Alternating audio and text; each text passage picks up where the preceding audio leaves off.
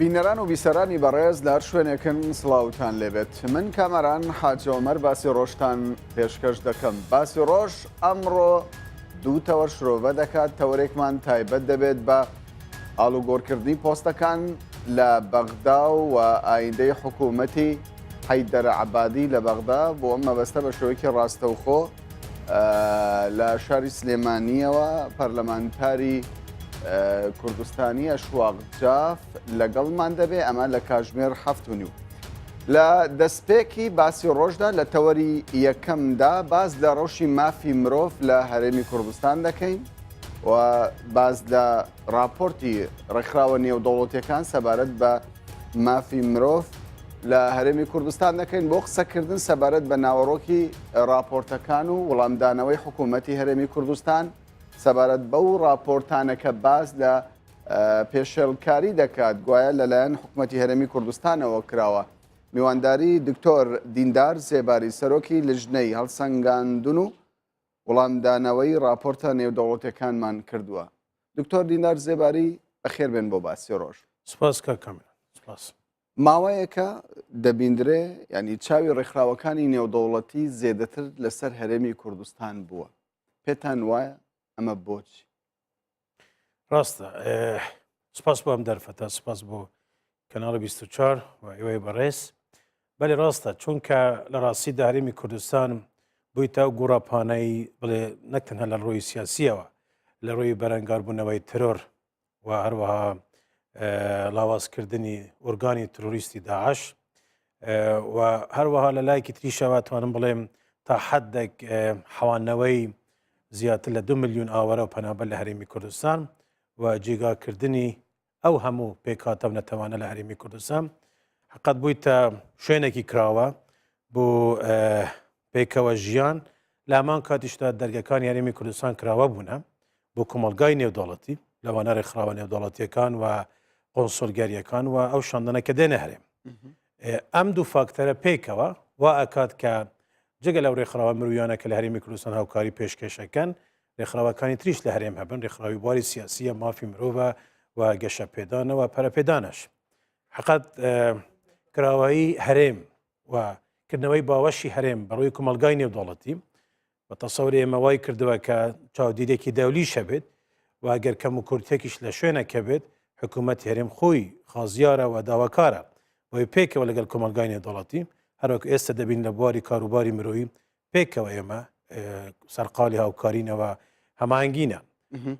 بەڵام هەندە جارەی بینی کە وان نییە کە بڵێن هەموو ڕێکخراوەک و هەموو دەم و دەستگایەکی نێودەوڵەتی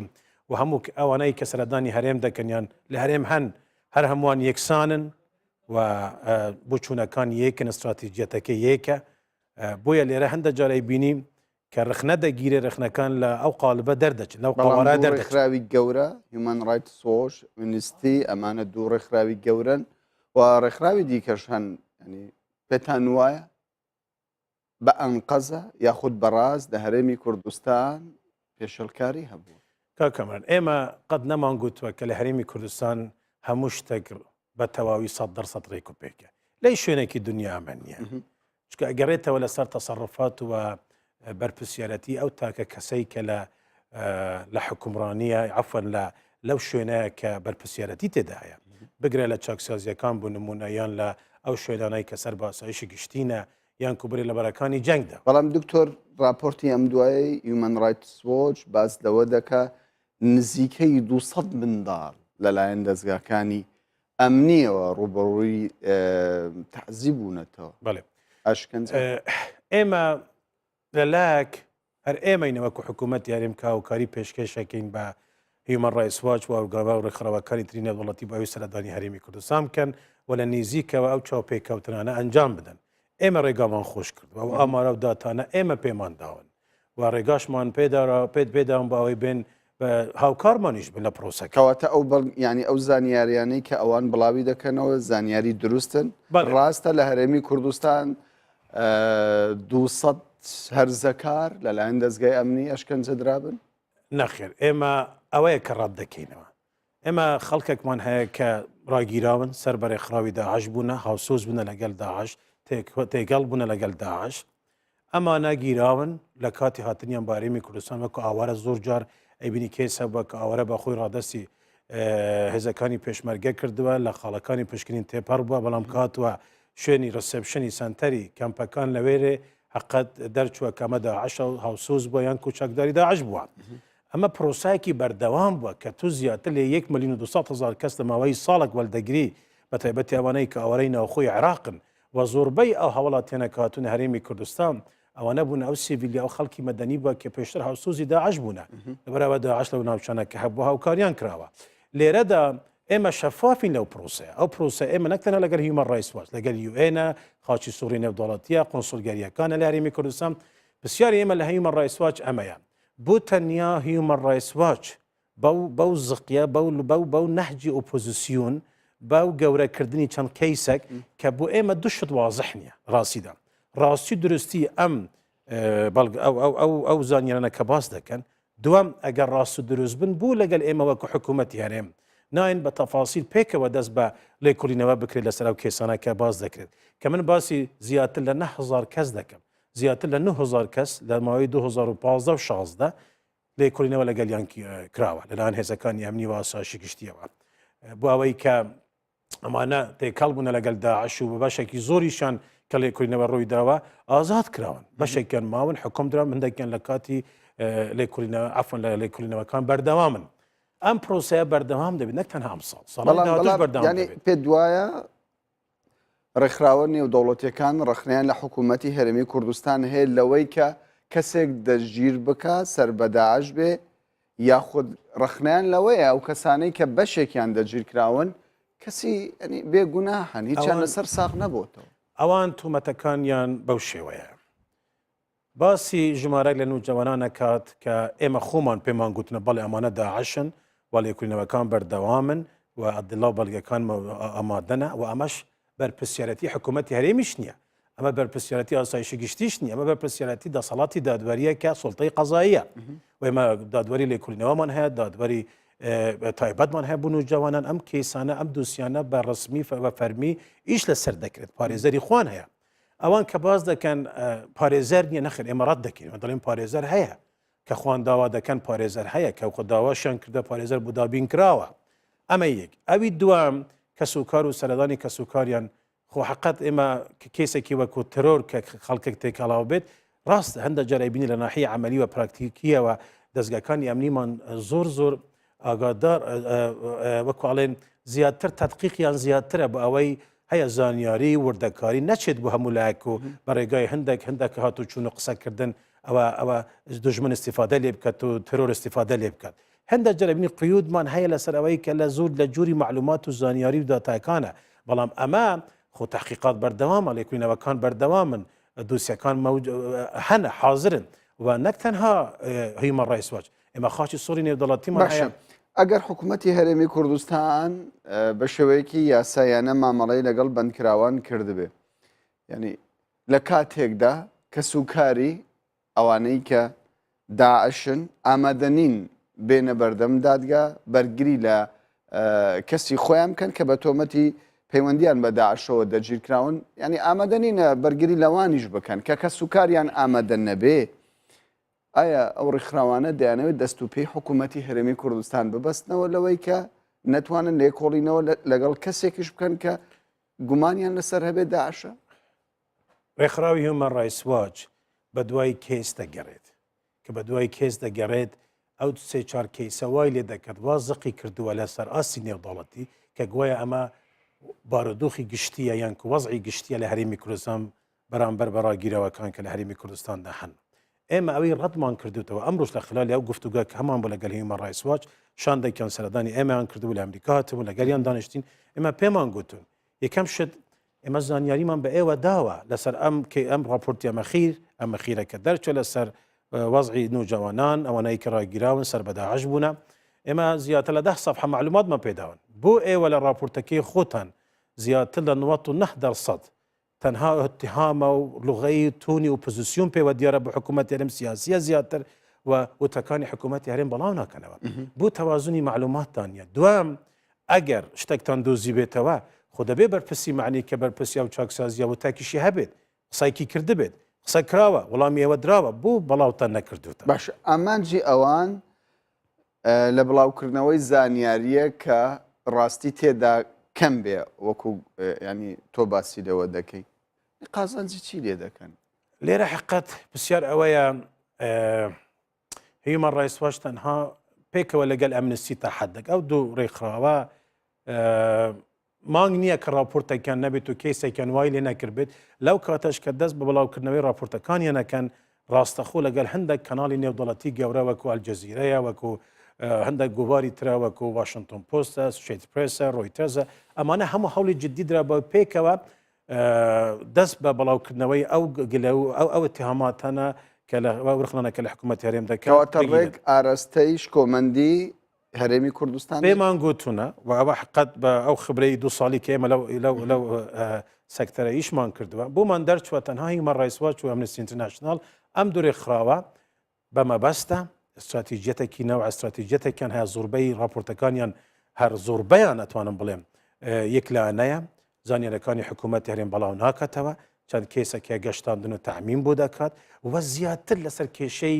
دروستکردنی فتنەی تایفی لە نێوان کورد و عەرەب ئیشی کردووە باش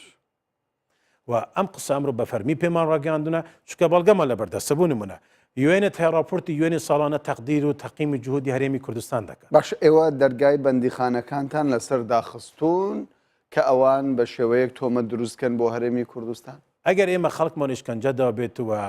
ئەوەمان بەعن قەس کرد بێتەوە یان کوشکنجەدان هەچکە بە پێی یاسا قەدەغەیە ئێمە چەندین لجنەی تایبەتمان هەیە لە وەزارەتی ناوخۆ کە پێشتر پێش ساڵێک دو ساڵ هەبووە خەڵک لادراوە بەرپرسێک هەبووە لە شوێنەکەی نەماوە و تاوبیخ کراوە و ئجراعاتی تون وەرگیرە بەڵام ئەمە کەیسی نەک تەنها بابەتی ترۆرە لە هەموو دنیا لە هەموو وڵاتان بتوانێت بڵێم لە سەراسی چاکسازیەکان و زندانەکان هەیە شتیوار و ئەدات بەڵام کەمە کۆنتڕۆل کراوە وانە کە بڵێ من 16 کەسم دیتووە وەزع لە کوردستان بەو شێوەیە بڵێن واش بێت بەڵام ئەمە وەزعی کوردستان کە ئێمە زیاتر دەتوانین بتەنها 2000 داعش لە کەمپێ دێبەگە و حەسەن شام گیراون خوان وەکو ئاوارە دەهاتون هەرێمی کوردستان ئەم 1500 کەسیان دەرچون خوان اعترافاتی خوان و بەڵگەکان کە هەنە بە دۆکیومنت مەوجودە خودی یوێن ئاگادارە خاچی سوڕی نێودەڵەتی ئاگادارە تەسەوڕ بکە لە دوو کەم 1500 ئاورە دەرچون داعش لێرەدا ئایا من بچم بە هەر داعشێک پارێزەرێک پەیدا بکەم و پارێزەرێک بێت و لە کام خەرجی بە چ شێوەیەک پارێزەر وەکو مافی یاسایی هەیە بەڵام ئەیبینی مەراحلی کۆنتڕۆل مەراحلی لێکۆڵینەوەکان و ئەو مەراحلی کە تحقیق پێدا تێپەر دەبێت ممکنە فترەی زەمانی پێویستی نەبێت بە پارێزەر هیومەن ڕایتس واچ دەیەوێت حکوومەتی هەرێمی کوردستان بەرگری لە داعشێک بکات لە دادگاکەی خۆی نەک تەنها بەرگری لە داعشێک بکات بۆ ئێمەش وازح نییە ئەمڕۆژ لەگەڵ هیومەن ڕایتس واچ باسمان کردووە داواکاریتان چییە ڕکومندیشنی ئێوە چییە ئەوانەی کە بن تەمەنی 18 ساڵینە چییان لێ بکەین بەریان بدەین باش ئەگە پرۆسایەکە بیتان پرۆسێمە دەستمان پێکەین یاسامان هەیە باشە لە کاتێکدا زۆربەی ئەو کەسانەی کە ینی لە ڕابردوودا بوونەتە ئەندام لە ڕێکخراوی داعش ینی خودی داعش لەسەر ئەو گەنجانە کاری کردووە کە هەرزەکار بوونە تەمەنیان لە نێوان 13 تەنانەت بچووکتریش ینی هیومەن ڕایتس واچ دەیەوێت زۆرە مامەڵەیەک لەگەڵ ئەو کەسانە بکەن لە کاتێکدا ینی زۆربەی ئەو گەنجانە دەستیان لە خوێنی خەڵک هەبوو کاکەبرن لە راپۆرتی خوان باس لەوە دەکەن کە گویا یاساکان وازحنینە بەنسبەت سەردەری تەعامل لەگەڵ ئەو نوجوانانە کە تێکەڵ بوونە لەگەڵ داعش ئێمە ئەوەمان ڕەت کردوێتەوە بە بەڵگەمان پووسلماندووە زانیاریمان پێدەون ئێمە یاساکانمان کەنە لە هەرێمی کوردستان یاسای ژمارە 14 ساڵی 2001 یاسای دژە ترۆر تا ساڵی 2016 تەنها لە دادگای هەولێر 22 کەیسمان هەبوو ڕژمارەمان پێدا 22 کەیس هەبوو ئەو 22 کەیسە 11 کەیس چارەسەر کراوانی تر لە مەرحەلەی تحقیق ماون خۆ دادوەری شێستاوە نییە کە ئەگەر هیومەن ڕایتس واچ بیوێت بە درۆشە مشتێک تەواو بکات دادوەر هەیە بەڵگەی پێویستە ئەدلەی پێویستە لەبەر ئەوە ئێمە وەکو حکوومەتی هەرێم بوومان نییە بچین بە زۆری بە دادوەر بڵێن وەردەبیا و کێسە بە درۆشت تەواو باشە ئەگەر راپۆرتێک واشنگتن پۆست و کەناڵی جەزیرە و دەیان دەستگای دیکەی گەورەی جیهان کاری لەسەر بکەن و کار لەسەر ئەوە بکەن شکۆمەندی هەرێمی کوردستان و کورد لەکەدار بکەن یعنی بۆچی بە بۆچوونی ئێوە بۆچی ئەم ڕێکخراوانە کار لەسەر ئەوە ناکەن کە ینی هەرێمی کوردستان نزیکەی 2 ملیۆن ئاوارەی لە خۆگرتووە ینی بۆچی کار لەسەر ئەوە ناکەن کە لە ڕابردوودا بەدەیان هزار سەربازی عراقی لە سەردەمی ڕاپەڕیندا کورد پاراستونی کەسی ینی ئەشکەنجەی کەسی نەدا. ئەو پرسیارەمان لە هیومەن ڕایتس واچ کرد باسمان ئەو باسەمان کە لەگەلیان هەبوو ئەمڕۆ ئەوە بوو کە باش ئەوانەی کە نوجوانن وە گیراون و داعشن ئێستا لە چاکسازیەکانی هەرێمن نەک لەو فەسڵێتیانە نێنکە ئەو شوێنانن کە سەر بە دژە ترۆرە یان باسەشی گشتیە ئەگەر ئەوێت تێهامەتەشمان لەسەر بێت باوەی حالەتیان بەرچاو گیرەوە ئەمانە گەنجن لە بن 18 ساڵی نەتەمەنیان دوام ئەمانە بە پێی یاساکانی کە هەمانە ئەعدام ناکرێن ئەمانە سێدارەدانیان نییە بووان ئێستا کەس نەخێر ئەوی کە ئێمە هەمانە لە کەرێمی کوردستان یاساکانی پەرلەمانی کوردستان ئەو مافە یاسانە کە هەمانە زۆربەی وڵاتان نیانە ئەوان کێشیان لەگەڵ یاساکانی من نییە بەڵام باس ناکەن ناڵێن کە یاسا هەیە پێمان گوتوە یاساکانمان هەن وە دادوەرەکانی بە پێی یاسا ئیشەکان دەکەن باشتان چ دەبی دەتوانن چی بکەن ینی چۆن ینی چه هەوڵێک دەدەن بۆ ئەو راپۆرتانە بستن لە ڕاستی کەکەم ئێمە لەگەل هیومەن ڕایتس واچ و ئەمنستی هەوڵێکی یەکجار زۆرمان داوە و بەو دێتلاینەنە کە هەیەە ئێمە هاوکاریمان کردوونەوە ڕۆشنەکانمان هەموو دەرگەکان بۆ کراوە حقت و استیقبالێکی زۆر بە گەرمیش لیان کراوە هەوڵمان جاوە لەگەلیان زۆر وەکو هەر ڕێکخراوەکی تر بەڵام بەداخەوە ئەم ڕێکخراوە لە ڕاستی ینی وای کردووە راپۆرتێک نییە ئەتوانم بڵێم ئەم راپۆرتە حەسن لە مافی مرۆڤدا مابێت راپۆرتەکە چوویتە بابەتێکی تر راپۆرتەکانی هیومەن ڕایتس واچ بوویتە ئۆپۆزیسیۆنی حەقیقی لە حکومڕانی راپۆرتەکانی هیومەن ڕایتس واچ بوویتە لغەتێک بە تایبەتی ئەتوانم بڵێم لغەتێکی شوڤینیزمی باش پێتان وایە ئەو کەسانەی کە دژ بە هەرێمی کوردستانن سوود لەم ڕێکخراوانە ببین و بەم شێوەیە دژی هەرێمی کوردستان معنای ئەوە نییە گە هیومەن ڕایتس واچ هەشتێک بڵێت تەواوە ئەمە قورعانە و ئینجیلە هۆوان نییەش هەرچی دوو مازفی هیومەن ڕایتس واچ بڵێن ڕاستە و درۆستە و تەواو دنیا هەموو تەسلیم بێت هیومەن ڕایتس واچ تەنها لەسەر هەرێمی کوردستان شتی نەنویست لەسەر هەموو دنیا شتەکان بەڵام کاریگەری بەسەر سومعی هەرێم ناکە سومعی هەرێم بە هیومەن ڕایتس واچ تێک ناچێت چونکە سومعی هەرێم تو لە هەرێمی کوردستان 21 وەکالە و ئاژانسی سەر بە یوێنێت هەیە هەر هەمووان بە سەدان راپۆرتیان کە تەقدیری ڕۆژانەیان بۆ جوودی حکوومەت یاریمی کوردستان هەیە قۆنسڵگەریەکان بە هەمان شێوەیە و خودی خاچی سووری نێودەڵەتی یونامین و بتوانم بڵم تەنها لە 200 ڕێکخراوی نێودەڵەتی هەیە کە مراقبەی وەزعەکانی کەمپەکان دەکەن و وەزعی لێکۆڵینەوەکان دەکەن دەستگاکانی ئەمنی ئێمە دەرگەکان کراوەنە چاکسازیەکان دەرگەکان کراوەنە بە کەیفی خوان ئەم ڕێکخراوانە دەچن دەتوانن بیان بین و بە دەربچن ئەگەر ئێمە مەترسیمان لەوە هەبێت کە شکەنجە دراوە و ئیدعا بکەین نەکراوە ئەدی بە چه شێوەیەک بە چه جورعەتێک ئەتوانین بڵێن دەرگاکان بیکەینەوە مستر ئەحمەد یان مستر محەممەد هیومەن ڕایتس واچ بە کەیفی خۆ لەگەلی دانیشت ئەوی ئێمە باس لێ دەکەن خۆراگیرا و دەتوانێت بە ئازادانە قسە بکرد بە کەیفی خۆیە تۆمەت ئاراستە بکرد بەڵام ئەوی کە گرنگە من لەگەل بابەتی یاسایی بەپێی یاساکانی هەرێمی کوردستان دەبی ئەوی کە ڕاگیراوە لە زیندانەکانی هەرێمی کوردستان هەر هیچ نەبێ شەکواک تەقدیم باشە با بینە سەر ژمارە تاوەکوی ئێستا چەند کەیس کە پێی دەگوترێت هەرزەکار نەوجەوان لە بەردەستی ئێوەدایە و بە شێوەکی گشتی چەند کەس بە تۆمەتی پەیوەندیان بە تیرۆرەوە لە دام و دەستگاکانی ئەمنی هەرێمی کوردستان ژمارەکان ئەتوانم بڵێم تاڕادێک تەفاوت دەکات ینی ممکنە لە فترەیەکی زەمەنی ئەم ساڵ لەگەڵ پارسا خەڵکێکی زۆر لێکردنەوە لەگەلیان کراوە و ئازاد کراون وەکو باسمان کرد 2015 و 16 ئەتوانە بڵم زیاتر لە نزیکەی 10,000 ڕاگیرا و هەبووە کە ممکنە بە ئەزە کەسیان چەند سەعاتێک بووە لە کاتی ئازادکردنی ناو ناوچانەکە پێشمەرگە چوویتە پێشەوە تەنها بووەوە بووە کە لە ڕووی زانیاری و معلوماتی ناوچەکە سەقامگیر و ئەمین بێت لەوەدا خەڵکەکە بووە لێکردنەوە لەگەلیان کراوە بەڵام بە چەند سەعاتێک بەردراون خەڵکیش هەیە کە ئێستا لە هەرێمی کوردستان گیراوە داعش بووە مەدەنی بووە یانکو ئاوارە بوو یانکو چەکداریش بووە لەبەرەوە ئەمانەش کەیسەکان تەفاوتیانە نزیکەی بەپێی ئەمەرەکانی دژە ترۆر لە هەولێر نزیکەی 200 کەس بەردراون لە مەجموعی 450 کەس کە بە تومەتی ترۆر لەو ئەخیرە گیرابوون و زیاتر لە 150 کەسیان حکم دراون 100 کەسی تریش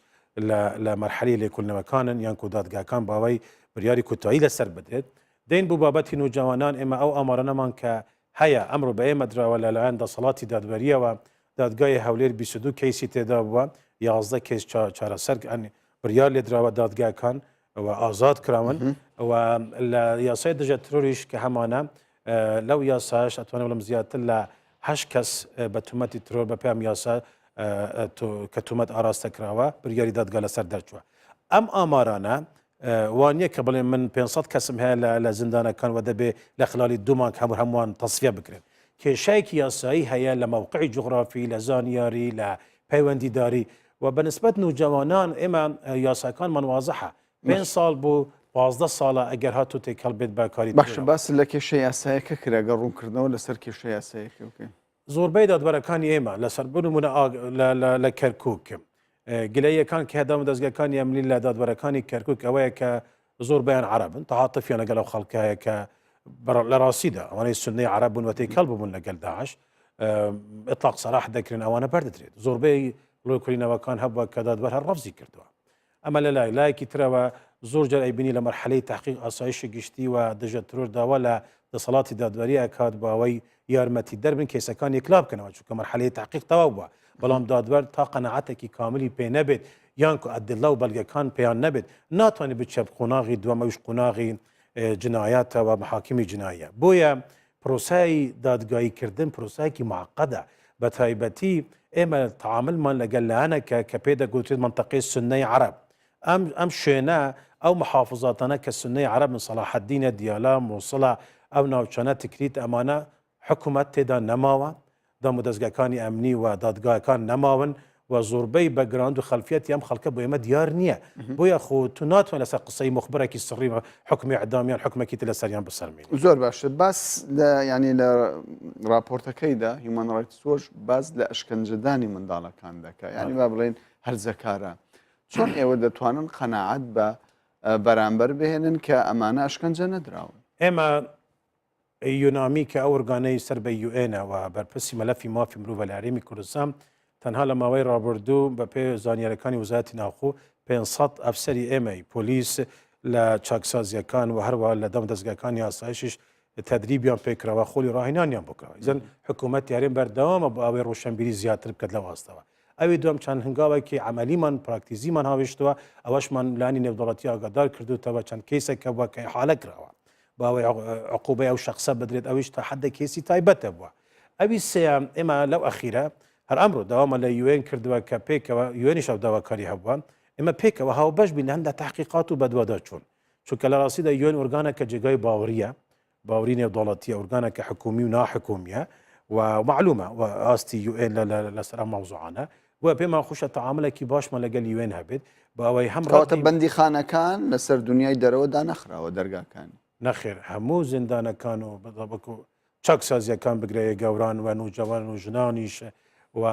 ئەو دەم دەستگاکانیش کە هەنێک لە ژێر چەتری ئاسایشی گشتی دوجەترۆر هەر هەمووان کراوەنە باش و کە دەڵێم کراوەنە ئەوانەی کە دەژە ترۆرن یان کو ترۆرن کێسەکانی ترۆرن خاچی سوڕی نێودەڵەتی لەگەل یونامی و قۆنسولگەریەکان بەردەوام سەردانیانە باشە ینی با لە کەیسی منداڵان و نەوجوانان بچینە دەرەوە ینی ئەو ڕێکخراوە تەنیا هەرێمی کوردستانی بەوە تۆمەتبار نەکردووە کە بەندکراوانی داعش لە بەندیخانەکانی ئەشکەنجە دەدات باز لەوە دەکات کە حکوومەتی هەرێمی کوردستان ڕێکخراوێکی داخستووە لە شنگال ئەو ڕێکخراوە تەنیا ئەرکی ئەوە بۆ خزمەت گوزاری پێشکەش بە کوردانی ئێزدی بکە ئەمڕۆ بە هیومەن ڕایتس وۆچمان گوتمان وابزان بۆ ئێوە باشترە ببن بە دەستەی سەربەخۆی مافی مرۆڤ لە هەرێمی کوردستان شەکانتان بەجێ بلن لە دنیا و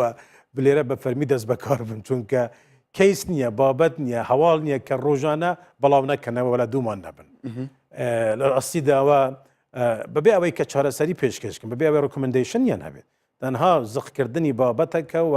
اتفاقەکە لەگەڵ هەندێک ئەعلامی نێودەوڵەتی بۆ لە سومعەتی هەرێم بدەن کەیسی ئەو دەستگای یەزدا حقەت ئەمە دەستگایەکە بەبێ بریاری پارێزگاری دهۆک بووە سەرپەرشتیکردنی کاروباری ئەمنی لە ناو کەمپەکان لە هەرێمی کوردستان لە ئەستۆی پارێزگاکانی هەرێمی کوردستانە جەنی بەڕێز پارێزگارەکان و لێرە هۆکارەکە تەنیا ئەوەیە ئیمزای پارێزگاری نەخێر باس لەوە دەکرێت بە چ ڕێگای یاسایی بووە بە ڕێگای ئەوە بووە پارێزگاری دهۆک هەبوونی ئەکتیڤیتیەکان و چالاکیەکانی ئەم دەستگا لە ناو کەمپەکان بە مەترسی زانیوە لەسەر پێکەوە ژیان و لە کاری مرۆوی لایدەوە زیاتر بوویتە سیاسی باش بەڵگەتان هەیە بەڵێ ئێمە ئەو بەڵگانەمان بە نەکتەی هیومەن ڕایتس وۆچ بە زۆربەی قۆنسولگەریەکانیشمان داوە ئەو بەڵگانە کە هەمانە یەک بەیاننامەکانی خودی ئەم ڕێکخراوەیە یەزدا ئەو بەیاننامانە باس لە سێ تەوەری زۆر خەتەرناک دەکات وەم بەیاننامانە بە بەردەوام لە دەرەوەی عێراق و لە ناو هەرێمی کوردستان لە هەرێمی کوردستانە دەات ڕێکخراوێک بە مەبەستی مرۆوی لە هەرێمی کوردستان بێت فەرق و جیاوازی لە نێوان پێشمەرگە و داعش نەکات بڵێت هەردوو هێز پەلامار و ومەترسیان هەیە لەسەر ئەمنیەتی شنگار لەسەر ئەمنیەتی ێزیدیەکان ئەمە یەک دوو هێزی پێشمەرگە کە ڕزگارخوازە ڕزگارکەر بۆ لەو ناوچانە بە هێزێکی تێکدەر لەقەب بدرێت سێ هەوڵەکانی حکوومەت یارێن بۆ گۆڕینی جغرافیا و دیموگرافی ناوچەکە لەقەب بدرێت ینی ڕێکخراوی یەزدا بە ئاشکرا داعش و پێشمەرگە بە یەک پێوەەر بە یەک پێوەەر لە پاراستنی سەقامگیری شنگار لەقەب ژمار دەکات کە پێشمەرگەش بەرپرسیارەتی هەبووە پێشمەرگە ڕێگا خوشکێر نییە بەوەی یزیدیەکان لەسەر ئەو نەتەوەی خوان کە هەنە بژین بۆیە هەوڵێکی بەڵام ئەوان دەڵێن ئێمە تەنیا لە ڕووی مرۆییەوە کارمان کردووە هەوڵمان داوە پێگەی کوردانی ئێزیدی تاوان پێم وایە ئەوان بناڵێن کوردانی ئێزی دەڵێن پێگەی ئێزیدیەکان لە جیهانی دەرەوە بەهێزتر بکەیت نەخێر هەوڵەکانی ئەوان بۆ سێشت بووە دەرکردن نەهێشتنی یزیدیەکان لە عێراق بە جەماعی ئەو یزیدیانە هەموو بەڵاو وڵاتانی دەرەوە بچن بۆ ئەوەی لە دەرە ببن بە پەکەکە و تەنزیماتی پەکەکە سەیترە لەسەر بکات و پاشانیش بە تەوجیهێکی تری خارجی عێراقی یان تەوجیهێکی تری کە دیاری کراوە بگەڕێنەوە بە شێوەیەک لە قەندیل دەیان بین لە شوێنێکی تر دەیان بینین ئەمە یەک ئەوی دوم ئەوەیە کە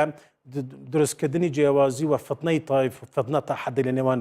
یەزیدی ژماردنیان وە کوونەتەوایکی جیاواز لە کورد کە ئەمەش حقەت نەک حکوومەت یاریم خەڵکی یەزیدی خۆی شانازی بە کوردایەتی خوان دەکەن ئەوی سامیش حەقەیان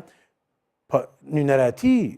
نەتەوەی یەزیدی عەفوا نوێنەراتی یەزیدیەکان یاینی بێت و چ شێوەیەک بێت لە سەراسی نێودەڵەتی ئەمری خراوە خۆی وان پیشانی دنیای دەرەوەی داوە کە ئەمان نوێنەرانی یەزیدیەکانە لە سەراسی کەچی تۆ مەرجعی ڕوحانی یەزیدیت هەیە عزوو پەرلەمانەکان هەیە کە سەر بە یەزید نوێنەرانی یەزیدیەکانن و چەندین دەستگایتری معنیت هەیە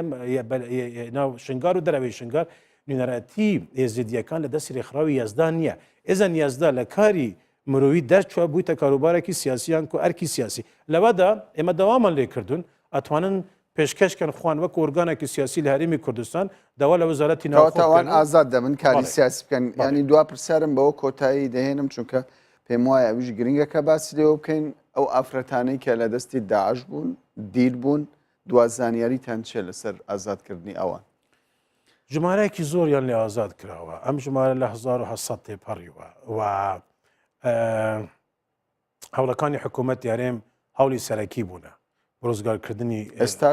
ئێستاش بەڵ حکوومەت عێراق تا ئەم لەحزە چەندین لەژنەی نردووە تا ئەم لەحزە هیچ هاوکارێکی نەمادی پێشکەش کردووە نەلوجستی پێشکەشی کردووە UN هاوکارە لەگەڵ حکوومەت یاریم لە ڕۆی هەندە بەرنامەی تایبەت بۆ گەرانەوەی حالەتی نەفسیان حکوومەتی ئەڵمانیا تا حەدەک هاوکار بووە ڕێکخراوە نێودەوڵەتیەکان بەڵام حکوومەت یاریمی کوردستان تەنها لایەن بووە کە هەوڵ و لە چ ڕێکەوە تەنیا ینیەوەی کە ڕزگاریان بکات پارەت ینی مەبلەغێک دیاری کراو هەیە کە تاوکو ئێستا چەند خەرج نویسنگەی تایبەتی جەنابی سەرۆکی حکوومەت جیڤان بارزانی هەوڵی جددیدا و لە سەرەتاوە بە ئەوەی پارێکی تەرخانکراوە بێت نوێنەری تایبەتی جەنابیان هەبوو بە مەبەستا و نویسنگەی تایبەتی جەنابیان سەرقاڵیان ئەم پرۆسا بووە سەرکەوتوو بە ئەم پرۆسا وەکو باسم کە زیاتر لە 1970 کەس ڕزگار کراون و ئەمە جێگای تەقدیرە تەنها حکوومەتی هەرێم هەوڵی دا بۆ ڕزگارکردنی ئەو ژنانە و هیچ لایەنێکی تر نێودەوڵەتی نە هەوڵی بوودا و نە سەرکەوتوو بووە هەوڵەکانیش بەردەوام بەڵێ باش دکتۆر دیندار زێباری سەرۆکی لژنەی هەڵسەنگاندن و وەڵامدانەوەی راپۆرتە نێودەوڵەتیەکان کە بە شوێکی ڕاستەوخۆ لەگەڵمان بووی لە ستۆدیۆی باسی ڕۆژ زۆر سوپاس دەکەین بینەرانی بەڕێ سوپاس بۆ ئێوەش کە لە تەوری یەکەمان لەگەڵمان بووین دوای ناوبڕێک تەوەری دووەم دەکەین.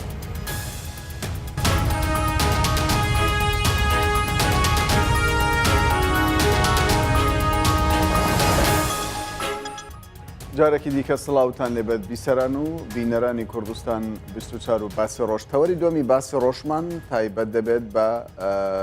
ئالوگۆڕی پۆستەکان لە کابینەی حکوومەتی حەیدەر عەبادی کە ئەمڕۆ دوو وەزیر لەلایەن پەرلەمانی عێراقەوە متمانەیان پێدرا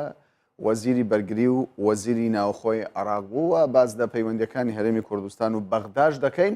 بۆ قسەکردن لەسەر ئەم ژارە بە شێوەیەکی ڕاستەوخۆ لە شاری سلێمانیەوە میوانداری خاتوو ئەشواق جاف ئەندامی پەرلەمانی عێراق لە فراکسیۆنی پارتی دیموکراتی کوردستانمان کردووە. خاتوو ئەشواق جاف بەخێر بێن بۆ باسی ڕۆژ پێم باشە لەوە دەست پێ بکەم یعنی ماوەکی زۆرە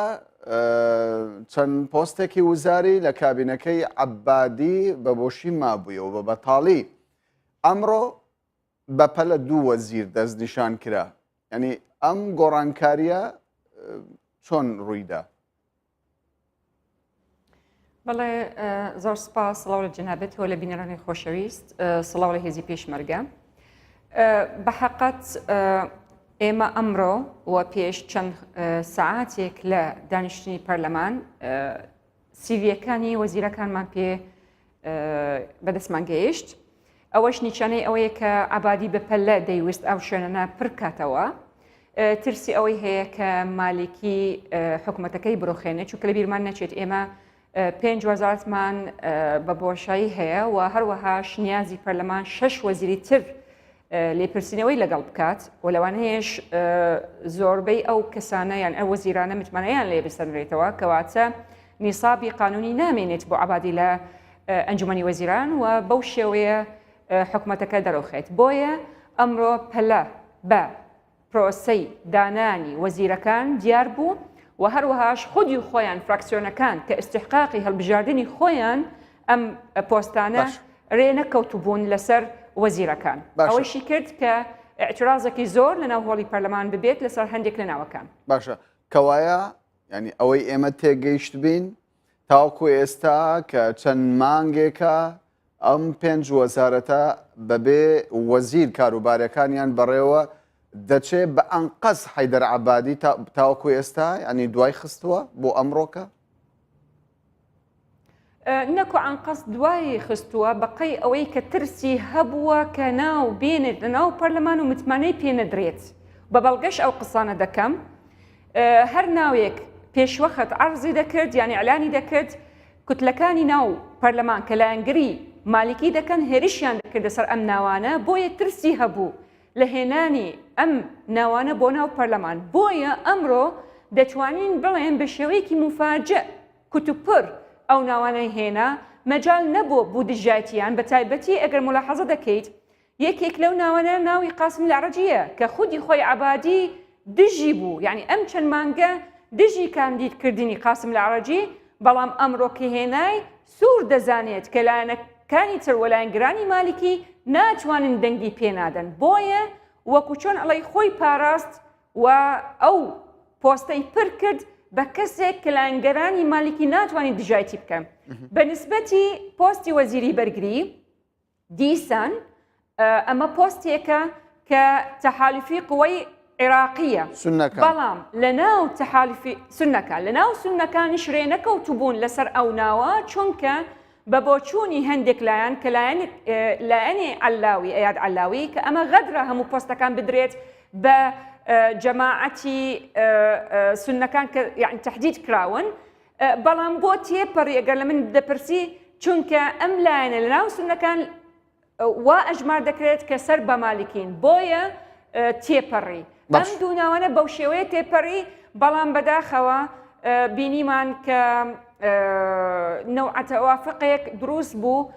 بۆ کەواتە دەتەوێت بڵێ کەواتە دەتەوێت بڵێ وەزیری بەرگری ئێستای عێراق بە شێوەیەک لە شێوەکان لە سیاسەتی مالکیەوە نزیکە؟ ناتوانم ئەوە بڵێم چونکە هێشتان ئەم بەڕێزە هێشتان دەست بەکار نەبووە بەڵام بتەوەی نەتەوێ هەر کوتلەیەک کاندیدێک کاندید دەکات بە تەکید لە داهاتوو بە پرنسپۆی ئەو کوتلەیە کار ئەکات هێر چەند ئێمە بەڕاستی ئەو کاندیدە کە برێز لیوە عەرفان الحەیالی وەکو باسی دەکەن ئەوانەی کە ئیشیان کردو لە بواری سلکی عەسکەری سەربازی بە پیاوێکی معقول و خبرەی هەیە بەڵام ئەمە کەواتە پێش ئەوەی ینی پێش ئەوەی ئەو ناوە بخرێتە بەردەم پەرلەمانتاران ئێوە هیچ بەرچاوڕوونیەکتان نەبوو سەبارەت بە کەسایەتی ئەو دوو کەسایەتی وەزیرە و ینی کورد هەڵوێستێکی دیاری نەبوو. بەڵێ بە نسبەتی قاسم العەرەجی دوو خۆل ئەندام پەرلەمانە لەگەڵ ئێمە و شخصیەتێکی بەڕاستی دەتوانین بڵێن میهەنیە و بەش بە حاڵی خۆم من وەکو ئەندام پەرلەمانێکی کورد 3 جار پەنام برد بۆ قاسم العەرەجی وەکو ئەندام پەرلەمان وەکو سەرۆکی کوتلەی بەدەر وەکو سەرکردەیەک لە ناو حەشدی شەعبیە کە سەیطەرەیان کردویان کۆنتڕۆڵی ئەو ناوچەی نزیکی جەبەل حمرینە کە ئیهانەی منداڵ و ژنی کوردیان دەکرد من پەنام برد بۆ قاسم نەعرەجی یەکسەر ڕاستەوخۆ بە نیو سەعات کێشەکەی چارەسەر کرد و ئەو پەری ڕێز و احترام بۆ منداڵ و ژنی کوردیان نەواند لەو شوێنە کەواتە دەتوانم بڵێم ئینسانێکی باشە و چەندەها کێشێکمان هەبوو لەم بابەتانە چارەسەری کردووە بۆ ئێمە وەکو ئەندام پەرلەمانە بەنسبەتی لیوا عەرفان ئەمە شخصێتێکی سەربازیە بەڕاستی ئەوانەی کە ئیشیان کردو لە بواری سەربازی ئەوانە دەیناسن و بە شخصێتێکی باشیان وەسف کرد بەڵام لێت ناشەمەوە میکانزمی عرضکردنی ناوەکان بۆ ناو پەرلەمان وەکو کاندیدەکان یعنی کاندیدێک بۆ وەزیر بۆ ناوەکانی تر میکانزمێکی ڕاست و دروست نەبوو چونکە سیڤیەکانیان پێش سەعاتێک دابەشیان کرد لە کاتێک تۆ پێویستت بکاتە بۆ ئەوی بزەری ئایا ئەو شتانە کە لە ناو سیڤیەکە ڕاستە لەسەر ئەرزی واقعیان تەنها وەکو شتێک نووسراوە بەڵام بەنسبەتی ئەو دوو بەرێزە ئێمە معلوماتمان هەیە لە سەریانە بۆیە ئێمە دەنگمان پێداون. باشە. سەبارەت بە وەزیری دارایی عێراق کە ئەمە پشکی پارتی دموکراتی کوردستانە بۆچی تاوەکو ئێستا ینی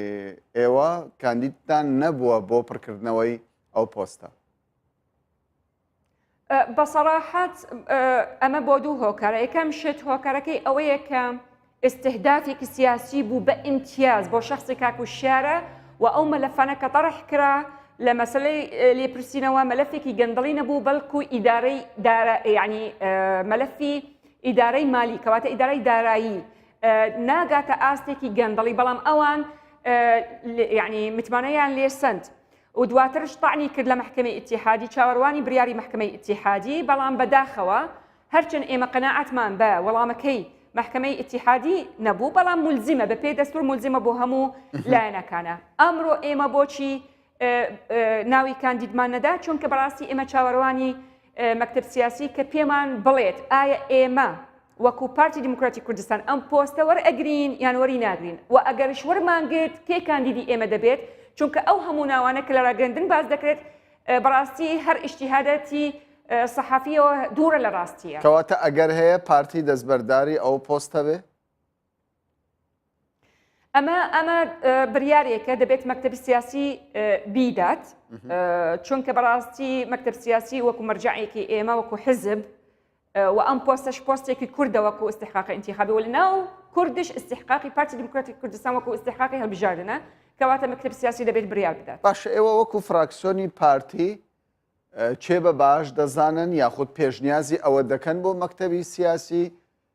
ئەو کەسە ببێت بە وەزیری دارایی عێراق؟ بەڕاستی زۆر گەنجمان هەیە توانایەکی زۆریان هەیە و هەروەهاش خبرەیەکی زۆر باشیان هەیە و پێشم وایە مەکتەب سیاسی ئەو تەسەوڕەی هەیە لەسەر ئەو هەموو توانای کە ناو پارتی دموکراتی کوردستان ئەوانش دەتوانین ناوێک هەڵبژێرن و پێمان بڵێن. باشە. سەبارەت بە لێپرسینەوەی وەزیرەکانی دیکەی حکوومەتی کابینەی حکوومەتی حەیدەر عەبادی ئێستا باز دەوە دەکرێت کە ئەو 6 وەزیرەی ماوە لێپرسینەوەیان لەگەڵدا بکرێ ئەوانش بانگهێشتی پەرلەمان بکرێن ینی بانگهێشتکردنی ئەو وەزیرانە ینی چی لە پشتەوەیە لە ڕووی سیاسیەوە؟ بەڵێ بەپێ ئەو زانیارەکە هەمانە کۆبوونەوەی هەڵپەیمانی نیشتیمانی کراوە و ئەتیفاقش کراوە لەسەر ئەوەیە کە کێ لەم وەزیرانە دەبێت متمانەی لێ بسنرێتەوە و کێ هێڵێکی سوورە. طبعا ئەمە تەسریباتێک هەبوو یعنی ئێمە لەناو کۆبوونەوەکە نەبووین بەڵام بەپێ ئەو زانیاری نافەرمیانە کە بە ئێمە گەیشتووە بریاریانداوە هیچ لە عادیل ئەحمود یان محەممەد ئەقبال عادیل ئەحمود وەزیری تەندروستیە و محەممەد ئەقبال کە وەزیری پەروەردەیە کە سەر بە حزبی ئیسلامیە و نزیکە لە سەلیم جبوریە بە هیچ شێوەیەک ئەم دوانە متمانەیان لێ نەسەرنرێتەوە و ئەوەکانی تر دەبێت لێپرسینەوەیان لەگەڵ بکرێت و هەروەهاش دووریش نییە کەواتە ئیبراهیم جەعفەری هێڵی سووری لەسەر نییە؟ وەکو ئاماژەم پێکرد ئەمانە هەمووی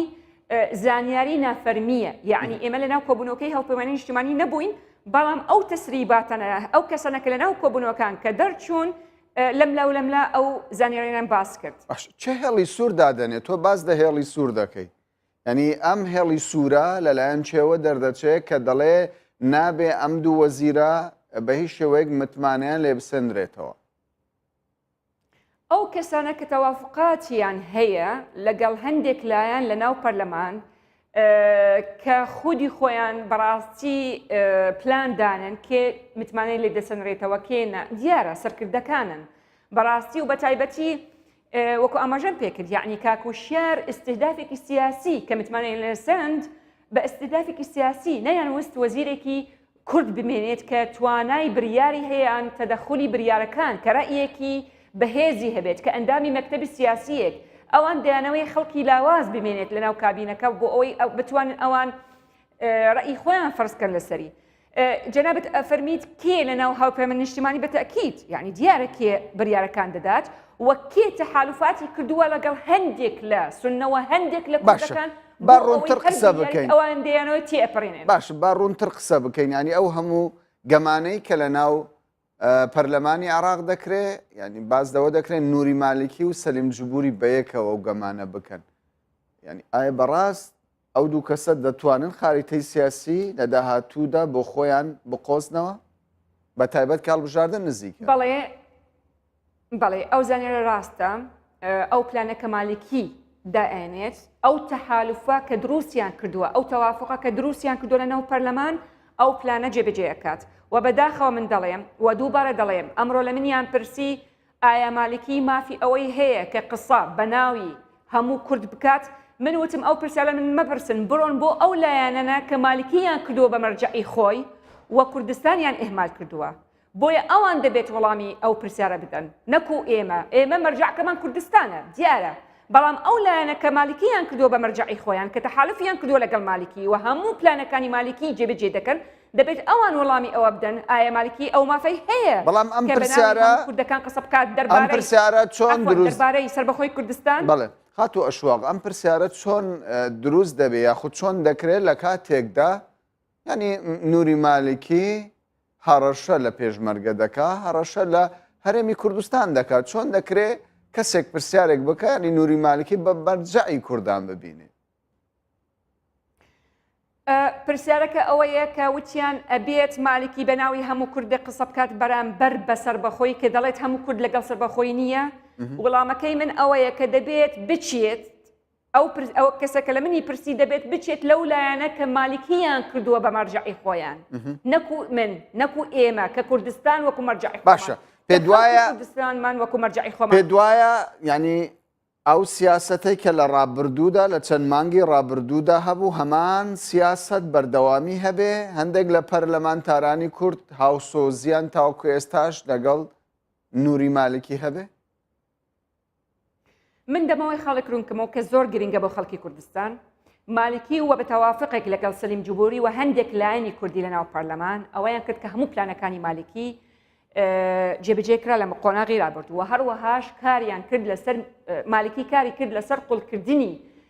ململانەی سیاسی لە نێوانی هێزە سیاسەکانی کوردستان لە بەغدا و عەکسیشی کرد جارێکی تر لەسەر کوردستان بۆیە من دەڵێم ئێستا کاتی ئەوە هاتووە چونکە زەرەر زۆر زەرەر کرا بەڕاستی وە خەڵکی کوردستان و هێزی پێشمەرگەی کوردستان بۆتە قوربانی ململانی سیاسی حزبە کوردستانیەکان ئەلەم کاتە دەبێت وەکو وەڵام بۆ پرسیاری جەنابێت دەبێت حزبە کوردستانێکە لە کوردستان چارەسەری کێشەکان بکەن بۆ ئەوەی دوو بەرەکەی دروست نەبێت یان دووفاقی دروست نەبێت لە کوردستان مەکتب سیاسی بڕیارێکە دات و لە بەغداش فراکسیۆنەکەی شتێکی تر دەکات دەبێت مووقفی کورد موحەد بێت ئێستا پێشنیارێک هەیە کە دەبێت لایەنەکانی تر لەگەڵ پارتی یەک هەڵوێست بێن من دەڵێم زۆر درەنگە دەبوایە زوو ئەو بەوزوعە ببێت بەڕاستی باشە چونکە لایەنەکانی تر کار لەسەر ئەوە دەکەن کە باشە شتێکی گرنگت وروژان ینی جێگای پرسیارە تۆ باز دەوە دەکەی مەکتەبی سیاسی حزبەکان بڕیارێک دەردەکەن بەڵام پەرلەمانتارانی ئەو حزبانە لە بەغدا پەرلەمانتاری کورد بە شێوەکی دیکە بڕیار دەدەن ینی چووە لە پەرلەمانتارێکی کوردەکە دژی بەرژەوەندی هەرێمی کوردستان بڕیار بدە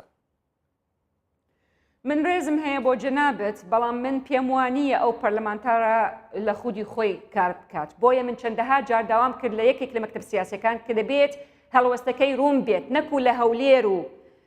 لە هەولێر لە حکومەتە بەڵام لە بەغدا و لە سلێمانی دژی حکومەتی هەرێمی کوردستان جدە لەمەش من پێم سەیرە حکومەتی هەرێمی کوردستان بەیاننامەیەک دەکات کە وەزیرەکانی هەموو حزبەکانی تایە جگە لە برادرانی گۆڕان بەڵام لە بەغدا هەمووی دژی بریاری حکومەتی هەرێمی کوردستان باشە پرسیارەکەی من لێرەدا ئەوەیە بۆچی لە بەغدا دژی دەوەستنەوە ینی بەسەراحەت من زۆر جار ینی جێبستی پەرلەمانتاران دەبم لە دەرەوەی میدیا کە باز لەوە دەکەن ینی بەرژەوەندی شخصی و پارە وا دەکات کە بەشێک لەو پەرلەمانتاران دەنگ بدەن بە پرۆژەی دژ بە بەرژەوەندی کورد ئەمە ڕاستە؟ ڕێزم هەیە بۆ ئەو بۆچوونە یعنی من ناتوانم بڵێم هەیە یان نییە بەڵام ئەگەر هەبێتش خۆمەکتب سیاسەکانیان دەتوانن لێپرسینەوەیان لەگەڵ بکەن بڵێن ئێمە لەسەر بەرژەوەندی ملەتی کورد بۆ بەرژەوەندی ملەتی کورد و هێزی پێشمەرگە ئەو بڕیارمان داوە بۆچی تۆ پابەند دەبوویت بەڵام کە لێپرسینەوە نەبێت ئەو کاتە عەفوەن دەمەوەی ئەو خەڵک ئەو کاتە دەتوانم من وا تەفسیرێکم کە ئەمە تەکتیکە لەلایەنی حزبەکانە بۆ فشار خستن لەسەر پارتی دموکراتی کوردستان باشە بابینە ینی دوو خولەکم ماوە لەسەر پەیوەندەکان نێوان هەرێمی کوردستان و بەغدا قسە بکەین ینی جموجۆڵێکی باش لە ماوەی ڕابردوودا هەبوو لە نێوان هەولێر و بەغدا بەڵام ئێستا ئەو جموجۆڵە نابیندرێ هۆکار چییە؟ بەڕاستی چونکە حکومەتی ئەتیحادی دەوێت تەنها ئستغلالی کات بەسەر ببات و حکومەتی هەرێم تووشی قەرزێکی زیاتر بکات